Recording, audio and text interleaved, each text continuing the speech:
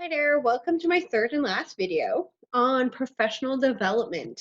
It seems like a nice way to wrap up the course. So, as we know, working with technology um, can be anxiety inducing.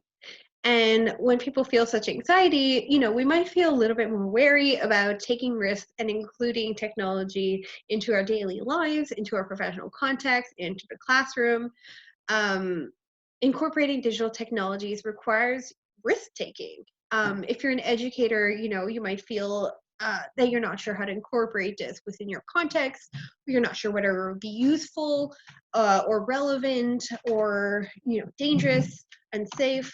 So it is really important as teachers to continue learning about technologies, exploring technologies, and testing out what we're comfortable and not comfortable with working with.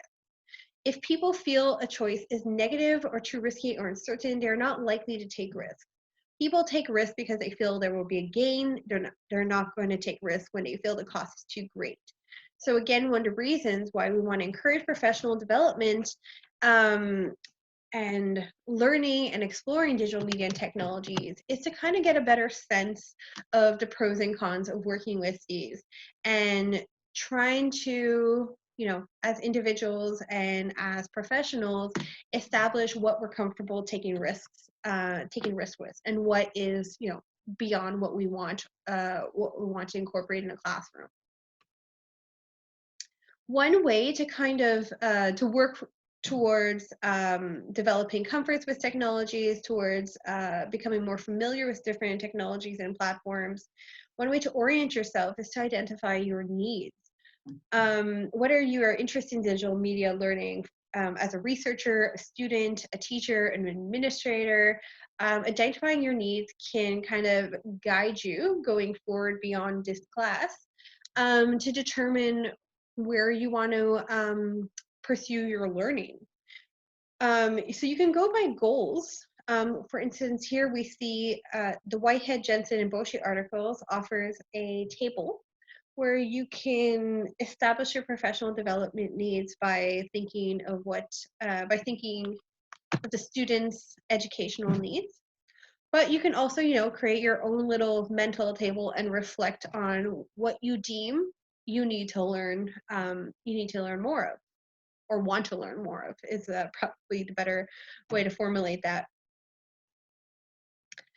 If you are thinking, well, you know what, Chloe, I want to know more about technology, but I really not sure how to identify my needs. I'm really not sure where I want to use technology yet, or I'm just, curious about it for education in general.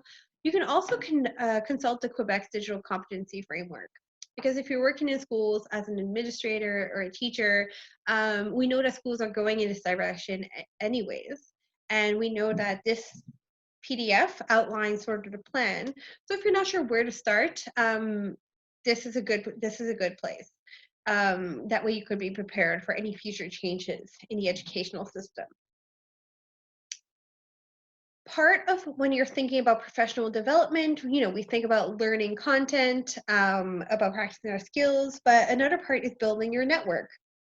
So you see here, this graph kind of identifies the different means or resources that you have at your disposal to learn about using technology, or just to, share experiences or to gain new skills. Um, there's in your classroom, there are your students who are perhaps some of them are more familiar with technology, some of them are less, but you have opportunities to learn with and through them. There's other teachers as well who might be considering implementing different initiatives. And of course, the other people within the school community, like youth development workers, even administration. Of course, since you're already at McGill, there are wider resources at your disposal as well. Libraries, organizations, online courses, tutorials. There's a lot of free resources out there. I think if you check out my courses and the PowerPoints, I've left several resources in there for you to check out, but you can also explore yourself. One place to start, if you're currently in the educational system in Quebec, I'm sure you're already aware of these resources, but there's the QPAT, Learn Quebec, Digital Citizenship Quebec, and Media Smarts that are all good places to connect with other teachers and to kind of share ideas and kind of work towards your digital futures together. Um, and a last part of that I would recommend in terms of professional development, beyond identifying your needs and working towards targeted goals and beyond building networks, is also to just think about the specific frameworks and contexts in which you want to learn. So we know in this class that there are several models for learning with media. So we got media and digital literacy, so that's a relevant framework. Connected learning, connected civics. We looked at learning through games. We looked at critical pedagogy and its relationship to digital media and technologies. Same thing for inquiry-based learning. We, well, if you watch the videos, then you would have seen the content on maker spaces and constructionism, and of course, the relationship between media making and constructivism. So these are all areas that we've touched upon in this course. But I think moving forward, as you're planning and working with other teachers and becoming familiar with technology and barriers that it brings, you also might want to make connections with frameworks that you find useful and relevant to your specific context. A big example, some of you were a little bit worried about affinity spaces and participatory cultures, with good reason. There are risks, certainly, with engaging with people online and having students engage with people online. So, that might not be a framework that floats your boat. However, you might relate more to using technology through an inquiry-based learning project, and that might be something that suits you more. So in this case, I would say, try to look at how digital media and learning would work within that framework and focus on incorporating technology in your classroom in that way. We know that educators' perceptions of tech is related to their beliefs about teaching. So this is why, again, it's really important for you to make connections between the frameworks of learning with technology, with your own teaching beliefs and your own views of the role of teachers, of students, of technology in the classroom. Connecting your existing beliefs around teaching along with the knowledge and frameworks that we've talked about throughout this course is really important. Don't force it. There are some parts of working with technology that might not appeal to you. No need to push yourself to integrate something if you are not comfortable with it. I'm briefly going to revisit this with you. You might recognize the image through something we discussed in class 5. This is TPAC. So this is a framework around technological pedagogical content knowledge. It looks a little bit scary, but once you kind of unpack it, it's not that bad. This explains a set of knowledge that teachers need to teach their student a subject, to teach effectively, and to use technology. So, relating back to thinking about your existing beliefs around technology and your existing teaching frameworks and how you can mesh them all together to create a more digital classroom, this can serve you as a framework. So the content knowledge section, just to explain each section and how they mesh together. Content knowledge, which, I wonder if I can figure out that dot. Here.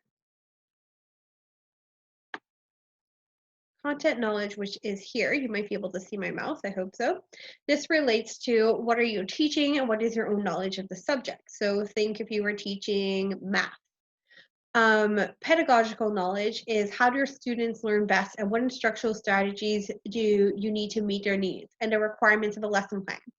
So again, here we can think about more general pedagogical frameworks like inquiry-based learning. And of course, technological knowledge that you need is what digital tools are available to you, which do you know well enough to use, and which would be most appropriate for the lesson at hand. So if you have an inquiry-based project and you're teaching about math, you might want to teach them about website analysis to find information. So organizing your lessons like this can help you develop a better insight of where you need to where you can seek out additional resources and knowledge and support. At the intersections of each of these, you also find more specific areas of development.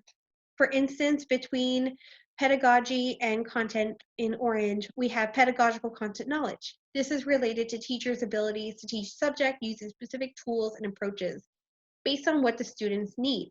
So it's about understanding the best practices for teaching specific content to your specific students. So if you're teaching math and you're using inquiry-based learning, then you might be doing that because your tremendous experience has taught you this is the best way. Or you might know important scholars and researchers that use that approach. So this is where that falls. In green, we have, or blue, not sure, we have technological content knowledge. This is how we know that with learning with technology can impact what you know about content. And here in purple, we have technological pedagogical knowledge. This is where we see theories of technology and pedagogy influence each other. So where we understand how bringing tech to the classroom will affect how we teach in general. It is about knowing how the digital tools available to you can really enhance and transform the content and how it's delivered to students and how your students can interact. So when you think about all of these elements together, then you're really hitting TPAC, right? The technological, pedagogical content knowledge. So this is where we kind of recognize that all three of these sets of knowledge are influencing each other, that they're important. And that to have an effective learning environment, we need to consider all of these. So again, when we're thinking about professional development and when we're thinking about working with technology, thinking about it through this lens, through this framework, might help you reflect on your comfort levels with technology, its relevance to your classroom, your own areas where you want to work on, your strengths, what you already know, and how you could bring that to your classroom. And of course, you can gauge a little bit, of course, you can incorporate within this student voice. We talked a lot about connected learning, and we talked a lot about the importance of, understanding who is in your classroom and what they need. You can also ask them, right? So technological pedagogical content knowledge does not only need to be a reflective process, but you can also explore this collaboratively with the youth in your classroom. So I hope this was helpful for you in terms of thinking about professional development and how you can move forward, reflecting about your strengths and your areas where you can explore your skills a little bit more, develop your skills a little bit more. That said, I'm going to end here. If you have any questions, please do not hesitate to contact me. Thank you for listening.